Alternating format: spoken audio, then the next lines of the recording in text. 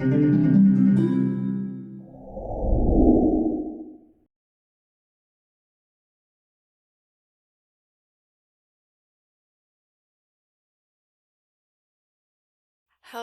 and welcome to the Kat Scrappiness YouTube channel. My name is Lynn, and today I get to share with you some of my top most favorite Kat Scrappiness products in our month-long of holiday gift giving guide from the design team. I hope that you've been enjoying everybody's top picks so far.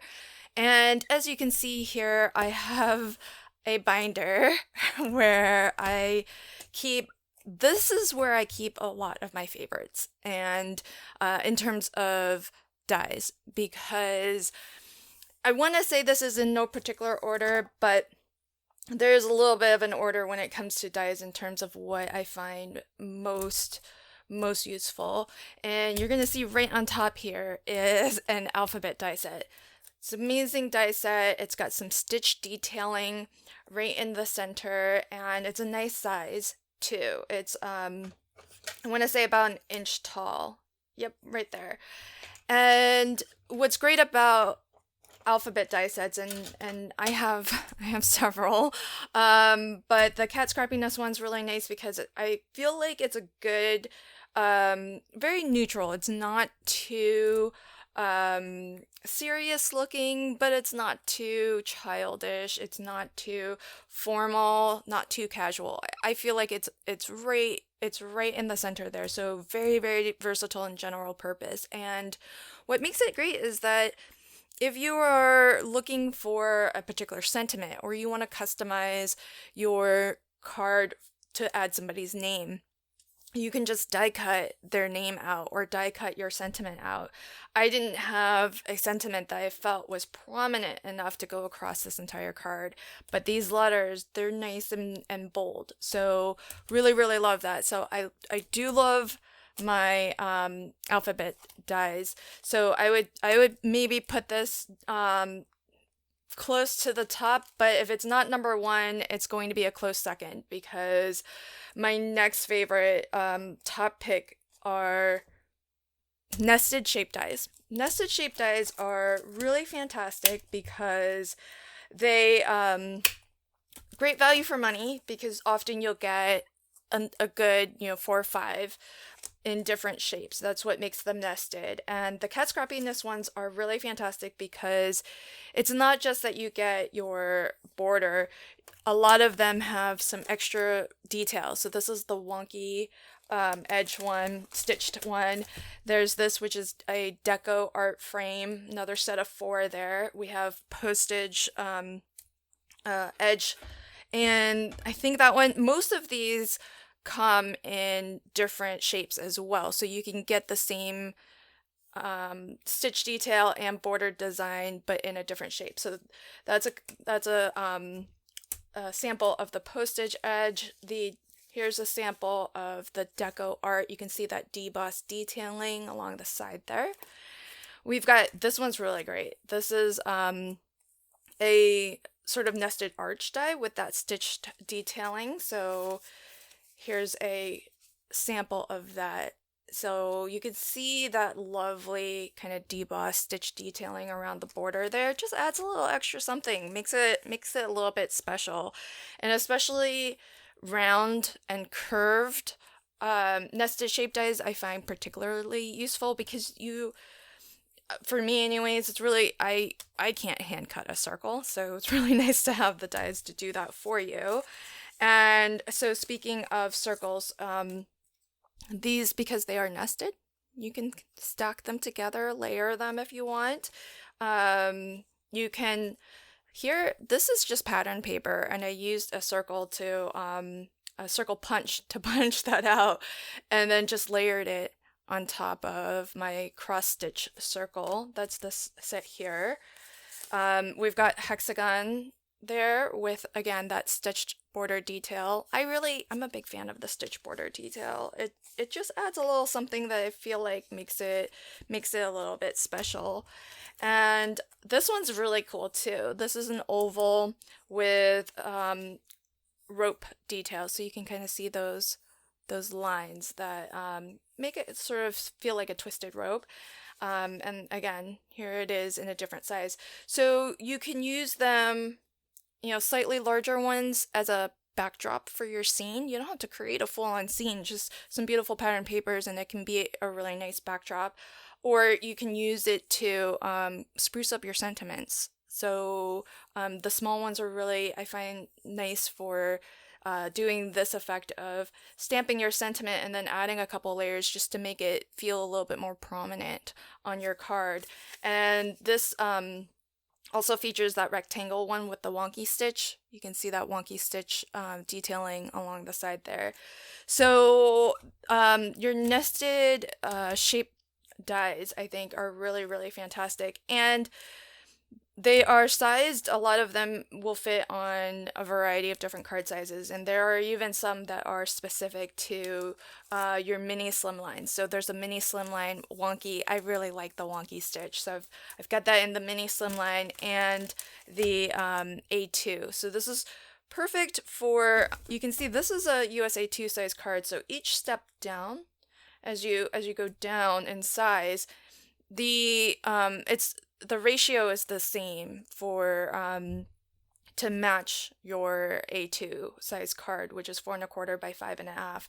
The largest one will cut out exactly 4¼ by 5½ tall. So that would give you a layer that can go over top of your A2 card without showing any of the card base. So really, really fantastic. So I would say number 1, alphabet die set. Number 2, nested shape dies. And there's so many in the shop to choose from. As you can see, I have quite a few, but not all of them, of course. So if I had to pick a third, and you can already sort of see it coming up, it's these background dies. These backdrop dies are really fantastic because they, as the name would suggest, add some really lovely detail that's subtle. And so you can see that stitch detail of the paw prints. Here we have hearts. In the mini slimline, there's this chevron pattern. So some of it's die cut out. So this die cuts the pattern out, and then you would be able to see your cardstock through some of those areas. This just stitch or debosses a pattern into your card, sort of similar to the paw print hearts pattern. And what's great about these is that it's great to add a little bit of texture, add a little bit of interest to your background so that it already gives you a nice foundation to start building on top of.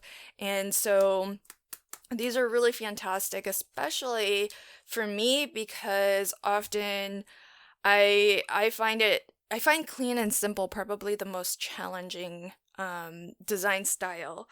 And I think part of that is because I'm not 100% comfortable with leaving a lot of white space. I'm okay with negative space, but if it's just plain white, I have a really hard time with that. So on a card like this, there's just a lot of negative space where all the pink is.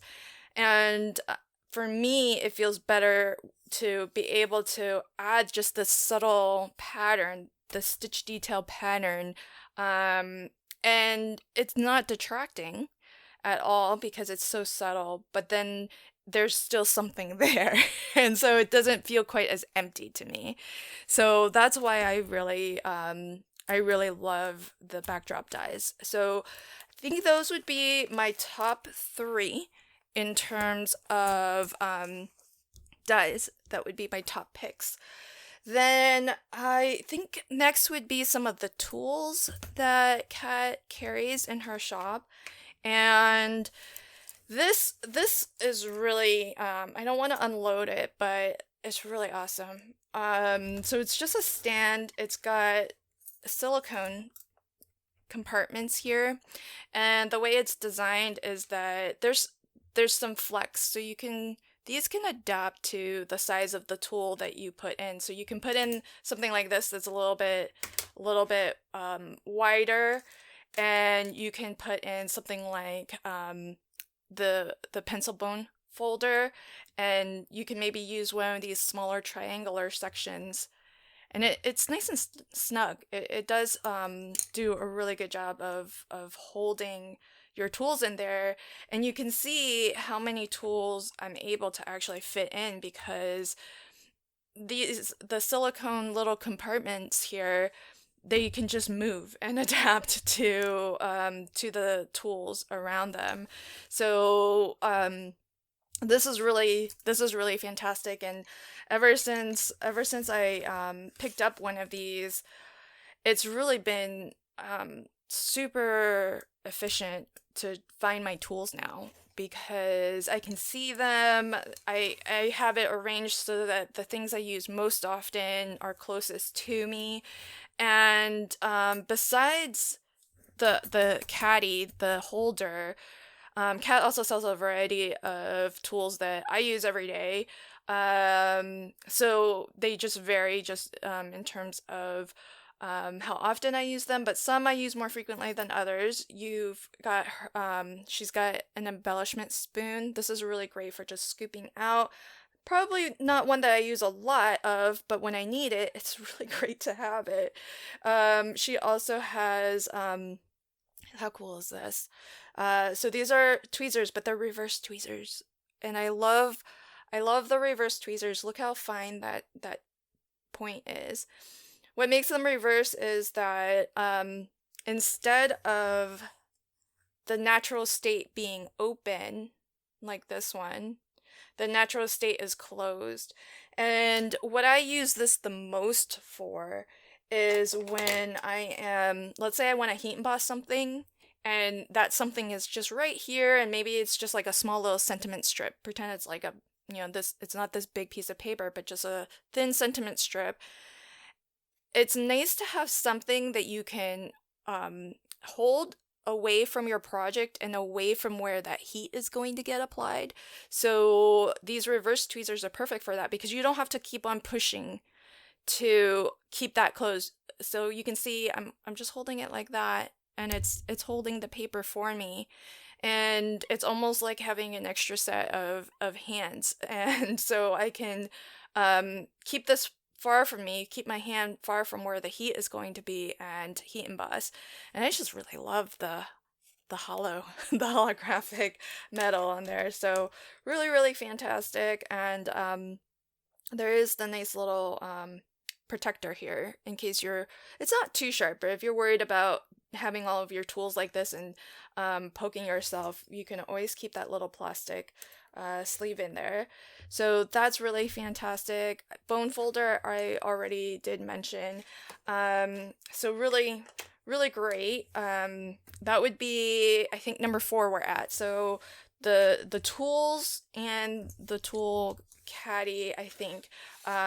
Before moving on off of tools, I use these a lot too. So on the right here, these are the sorting triangle trays, and they are really, really fantastic because it makes it super easy to and this is gonna lead really well into my next my next favorite, which I'll just bring out here, is all of the embellishments that Kat offers. But let me just show you one thing that's really cool about these little triangular sorting trays.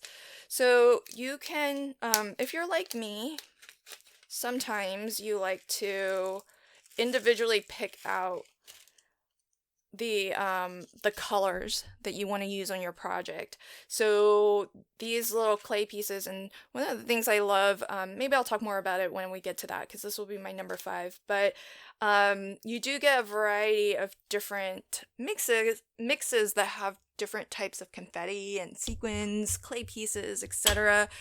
And so sometimes they're really nice to just pick out individual ones, like the colors that will match your project, for example. And this is something else that Kat sells in her shop too, which is the storage, embellishment storage. You get, I think it's 64 little compartments, individual compartments, and they have their own little flip lid. And these sorting trays are fantastic because when you're done, well, it's a little bit easier when this is complete. You can remove it completely, and then you can pour your embellishment right back in to your compartment here, your storage compartment. So that's because they come to a point, it really makes it easy to pour them back in. So love that. Love the storage as well. This one, so this is also an embellishment funnel, is what it's called, and you could use it for the same thing. You could pour your embellishment in, and then this is capped, so you can pour it down like that, and that will stop it from falling through. But when you're done, you can unscrew this cap and then just pour it right back. Let's say you're keeping it in your baggies. Just pour it right back into your baggie like that. So really, that's pretty fantastic as well. But what I actually tend to use this for is when I do any sort of heat embossing, especially for small things. I like to use this to actually knock off that excess heat embossing powder, and it's easy then to pour the powder right back into the little embossing container. So this is actually glitter, but let's say this is embossing powder. You know, I've stamped my image or my sentiment, let's say, pour my powder over, and then I just knock it into this little tray. And then what I can then do, because this is a nice wide funnel, I can just pour this right back into the embossing powder container. So I actually use this for catching my stray or excess heat embossing powder, which I think it's great for that purpose too. So the tools that Kat offers would be my number 4. And I know that's a pretty broad category, but I've showed you some of my favorite tools and storage. We'll include storage in there too. She's got a lot of different storage options as well. And then number 5 on my top list would be the assortment and variety of embellishment, sequins and sprinkles and mixes that Kat has, because they are plentiful. You're going to find what you need for your project for sure. And there's a lot of things that are all sort of the same. Like these just came out, the aqua glitter sequins. So everything in here is aqua, but they are different sizes, so you still get some variety. So there's going to be some mixes that are single color like this. Also like the bells, these are really cute. So you've got those. You've got some that are themed, so Christmas glitter, for example. You've got some really nice reds and greens. You've got peppermint in your red and white.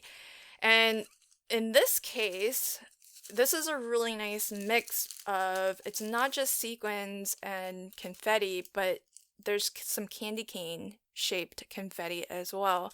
So that's when you get into some really interesting mixes. So here, this is Midnight Snowfall. So we've got snowflakes, little snowflakes in blue, larger snowflakes in silver, stars in silver as well, and then sequins in blue and silver, and as well in glitter and that lovely foil. So the mix, when you see all of this combined, there's just so much texture, so much so many different shapes and patterns, and oh, there's even little sprinkles too. So really, really lovely. But a mix like this, great to use it as the mix, but if you look at these snowflakes, they're rather large. So this is the sort of thing that I would actually pick out and maybe use as individual accents on my card as an individual embellishment as opposed to maybe a shaker fill. So I think that's what's great about all of these mixes, really, because they are great for shaker fill if you like to make shaker cards, but they are really fantastic to use as individual embellishments too. Like if you look at this one, this is majestic white reindeer. It's got some nice a nice holographic look, and it's a reindeer confetti, or almost like a little die cut. I mean, it's kind of leaping or flying. So, and that's a nice size too as an individual piece of embellishment on a card. So, really lovely. So that would be my top 5. So, do a quick rundown. So, alphabet dies, nested shape dies, backdrop dies, tools and storage, and then embellishment sequins and confetti.